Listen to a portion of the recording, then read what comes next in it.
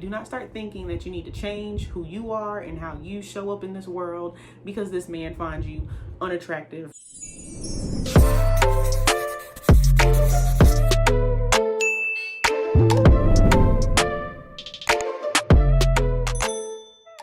Hey y'all, welcome back to my channel, Apparently Ashley, and today we're talking about Married at First Sight, Season 13, Episode 7. So I already know one thing that you're thinking, girl, your video is out super early. You are on it. No, I'm not on it. I'm out of town. So since I'm out of town, I'm not here when I typically film my videos. So I'm filming super early so I can get y'all this reaction sooner than later. So because of that, there won't be any clips from this week's episode in this video, so I'll be using clips from previous episodes, and then next week and going forward, I'll just like sprinkle in any clips that are necessary from this week. That makes sense? All right, cool. So with that being said, this week's episode was centered around the couples moving into their new apartment in Houston together, and then they went to go visit their individual homes so that they can see how their stranger spouse lives, and then they all had a visit from Pastor Cal. So let's go ahead and jump into the nitty-gritty of it all. But before we do, if you're not subscribed, which you should be, go ahead and hit that button below, and while you're down there, give me a thumbs up. All right, let's start off with Rachel and Jose. Y'all, money is gonna be the death of this couple. Like, that was the bulk of what this episode was centered around for them, because he is seemingly more like conservative with his money, or he just wants to spend it on more practical things, if you will, where she wants to just like travel and stuff. Like, she has this thing where like she puts corkscrews in there and they have like different places to travel to, and she'll just like pick one out randomly and be like, okay, let's go to Japan, or let's go to Switzerland, or whatever. And he's just like, no, that's a lot of money. And so she's just like, we need to live. I want to like enjoy our money. We work hard. This is what we should be doing. And he's like, you could use another car. And she's like, I mean, it could last another year. So like their priorities are clearly in different places. So they were sitting down with Pastor Cal and they were talking about it. And he was like, look, Jose, she will bring out this like fun side of you, like more joy and entertainment, and like really get you out of your comfort zone when it comes to that stuff. So like, don't snuff that side out of her. And for her, Jose will help her to be more budget friendly, more fiscally responsible, because right now she kind of just like, she's like, whatever, money grows on trees. You can just tell that it's really starting to get to Jose, because if y'all remember before in the previous episode, I was like, oh, he doesn't seem like he's trying to push this agenda onto her. This agenda, that's not an agenda. Trying to push this way of living onto her. But now it kind of seems like he is, because he's like, the way I handle my money is the way you need to handle your money. Clearly lots more conversations need to happen around this. Also, let me note, she was talking about how like in the morning she has to wake up at 5 a.m. to go work out. And she was like, yeah, I set like 4 alarms in 15-minute increments. And he was like, the hell? So he was already annoyed at knowing that he was gonna have to deal with that. And I was like, Rachel, I too am a girl who snoozes / has multiple alarms when I have to wake up super early, because I'm not setting my alarm at 6:15 and just hopping straight up out the bed. Like, who does that? If you do that, let me know below, because I'm judging. Like, that's just crazy. I want to like quote unquote sleep in, because it's not really sleeping in because I'm already awake, because that first alarm woke me up. But like, I just like feeling like I'm still in the bed for like 15, 30, 45, an hour more. You know what I mean?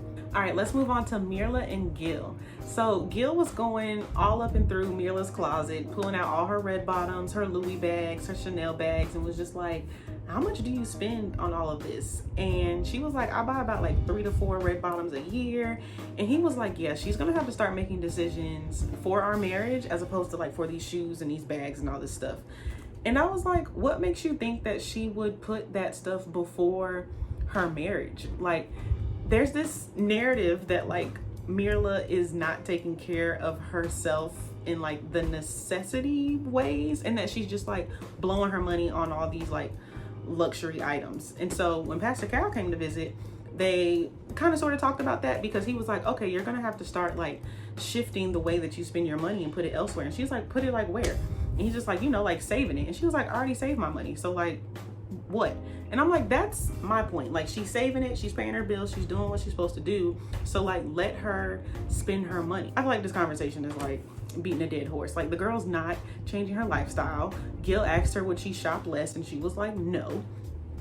So, like, I don't know. Let it go. Pastor Cal did bring up, though, like, having conversations about how much you're spending, because that is valid. That's important. Because he was like, okay, if you're going to spend $150 on something, like, sure, you don't have to tell Gil. But if you're going to spend like $1,000+, then like maybe there should be a conversation there. And I was like, valid. That is fair. Just because like that is a lot of money that you're just spending all willy-nilly and not necessarily communicating that with your partner. So my question to y'all is, what is your threshold for like, okay, if my partner is going to spend X amount of money, then we need to have a conversation about it. So after they talked about money, Pastor Cal asked about intimacy, and they told him how they haven't even kissed yet. And Gil asked Myrla, like, could you go this whole experiment, this whole 8 weeks, not kissing me? And she was like, yeah, probably. And so he was like, all right, cool. So if that happens, I'm not saying yes on decision day. And I was like, all right, cool. Like, if that's his like deal breaker and all this, that's his deal breaker. Because Myrla was just like, I want to have sex with you at some point eventually, but like right now it's just not in my comfort zone to kiss you. And so like I will get there whenever I get there. But like clearly Gil wanted her there 7 days ago when they initially got married. How do y'all feel about that? Like, they're technically married. Do you think they like quote unquote should have kissed already? Is it weird that she doesn't want to kiss him? Also, do y'all kiss on the first date? How do y'all feel about that? Technically they're not dating, they're married, but like, would y'all look at it similarly? Because maybe she's looking at it like if she's dating them. Oh, I don't kiss on the first, second, third date, so I'm not gonna kiss him now. So like, what y'all think? Would y'all have kissed? Yes, no, let me know. All right, let's move on to Brett and Ryan. So Brett went to go visit Ryan's house, and she was freaked out because he had, is it called taxidermy? I think it's called taxidermy, where it's like animals' heads in your house and stuff. So like he had a deer that he shot and killed, the deer's head on the wall, and she was just like, oh, absolutely not. Like, you can put that in the garage because we're not doing this. So when Pastor Cal came to visit them, he brought up intimacy, like, how are y'all doing with that? Like, do y'all like each other? Are y'all being intimate? All this kind of stuff. And they both acknowledged that, like, yes, we like each other, and we can see it growing past, like, essentially alluding to the fact that they can see themselves falling in love with each other, but they wouldn't say love. And I'm just like, are y'all 12? Like, what?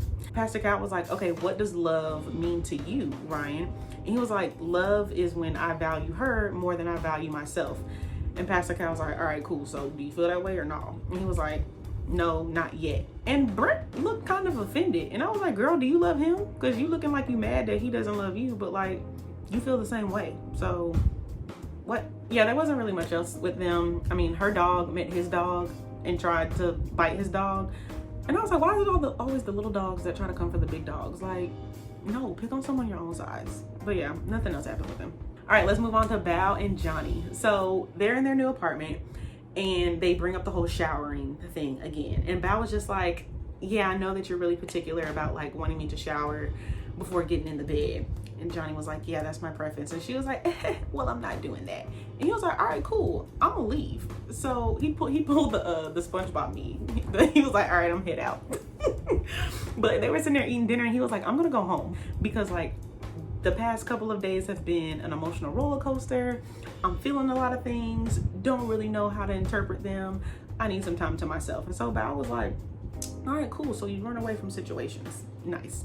And he was just like, I need to see like if these differences that we have are big differences, like essentially deal breakers. So he comes back and he was like, all right, fresh perspective, new slate, I feel better. I was just really overwhelmed, and I need to acknowledge that this whole process is accelerated anyway, and I wouldn't have known any of these things about you if I was truly dating you and only knew you for 4 days. So very emotionally intelligent of him to come to that conclusion. Yay, Johnny. So anyway, then we fast forward to Pastor Cal's conversation with them, and I guess Johnny gets back in his head, and Pastor Cal brings up intimacy and like attraction, and Johnny was like bum fumbling because he couldn't really answer if he was attracted to her or not. And then Pastor Cal was like, all right, you need to be real, like, you attracted to this girl or no? And he was like, when you act all giddy, like it comes off very childish and kiddie and unattractive. And Bao was just like, ugh, yikes. Like, this is literally how I express myself, and you're basically telling me that that part of me is unattractive. Like, what you want me to do? And so she immediately started getting in her head about it, and Pastor Cal was like, this is not a you problem, this is a Johnny problem. Like, do not start thinking that you need to change who you are and how you show up in this world because this man finds you unattractive for whatever reasons. Like, no. And so Pastor Cal was like, look, Johnny, I'm gonna challenge you to start being more giddy and start expressing your joy in a more expressive way, because like, you can't sit here and make her feel like she needs to change who she is. So yeah, it just came off really harsh, and like, I could definitely understand how Bao was feeling, because like, you're basically saying a part of my personality is unattractive. Like, what do you want me to do? And so hopefully Johnny like internalizes Pastor Cal's like feedback on that, like advice on that. And like, he's really living up to his nickname of Life of the Picky Party, because he is just nitpicking all these things about her. And it's like he said, he wants to run. Like, he would have ran by now, but it's like, you can't run because you're married. So work through this, okay? All right, last is Michaela and Zack. We finally have something to say about them because Zack no longer has COVID. So he shows up to Michaela's house with flowers, super cute. And then they move into their place together. Their two dogs meet, all this stuff. They're trying to get acclimated to each other. Apparently, here's the story. Zack went to his house at night to do something with his dog. I don't know. He did not come back because he fell asleep, okay? Then Michaela wakes up the next morning.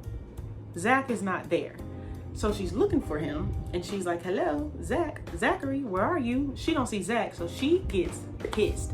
And she is like slamming the Clorox wipes across the floor. She goes in the room, she packs all her stuff, and you see her leave with those TJ Maxx bags for like $2, and she just goes out of the apartment. So Zack comes back maybe like 2 hours later, and he don't see her. So he was like, all right, cool. So then fast forward, we see them sitting on the couch. She pulled that whole passive aggressive stuff where she's like, I'm fine, nothing's wrong. And y'all already know how I feel about that. I addressed this in another video. Stop saying you fine when you know you're not. So anyway, she was just like, listen, when you left, I felt abandoned. Like, I was like, where is he? He didn't text me. Like, I didn't know where you were. And he was just like, okay, I get that. Like, I fell asleep. I understand I could have texted you. I understand why you're mad. But why'd you have to pack up all your stuff and leave? And so they're having this argument in like right before Pastor Cal comes. So Pastor Cal ends up coming, and then they start talking about it some more. She was like, I just felt like it was this like lack of security when I didn't know where you went, like, and you didn't come back. Granted, he came back, but she wasn't there when he came back because she packed up her stuff and left. So he was just like, listen, this argument does not change the way that I feel about you. Like, I still think you're this caring, loving, amazing, beautiful woman. I want to keep getting to know you, blah, blah, blah. And she's looking at him like, I don't believe anything coming out of your mouth. And so he instantly gets frustrated, as he should have, because he's like, you sitting here looking at me like I'm lying, like I'm not being genuine.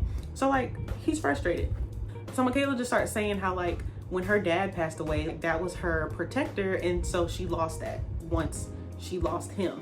And she's now like, essentially she wanted to get married and view her husband as that person to her now, but Zack leaving made her feel like she didn't have that either. So like, lots of emotions going on, right? And so Zack was like, okay, I can be this person for you. You have to like let your guard down and let me do that. And she's like, no, that's too much for you to do. And Pastor Cal was like, girl, is this not why you wanted to get married? Like, let this man take this responsibility. He's sitting here telling you he wants to do this, so let him do it. And so they have this cute like hug moment. She's crying. I mean, it ended with some type of conclusion, I guess. Well, we already saw some of the previews for her with her acting up again, but I mean, for now, this situation is over. But it had me thinking, like, even though we understood why she reacted the way she did with like taking all her stuff and leaving the apartment and not coming back until later, I think it was still an overreaction. Even though we understood why Michaela reacted the way she did, I don't think that excuses her behavior. Like, it was still an overreaction to me in my mind. I think that's kind of like hard to accept. Like, I know it's easy for like, once we understand that like someone was triggered by something, like we can be like, okay, well, like that makes sense now why you reacted that way. Like, now you're excused. And it's just like, no, you're not excused. All it did was explain it. And so like, that doesn't mean that you can continue that behavior going forward. Like, we still need to work on that being your actual reaction when you feel triggered in that way. Y'all get what I'm saying? What do y'all think? Do you think it was an overreaction? Do you think how she acted was justified? Let me know down below. All right, y'all, that wraps up my review for this week's episode of Married at First Sight, season 13, episode 7. If you haven't already subscribed to my channel, go ahead and do that below. And I already know that y'all love watching my videos, so give me a thumbs up too. All right, I will see y'all next week. Bye.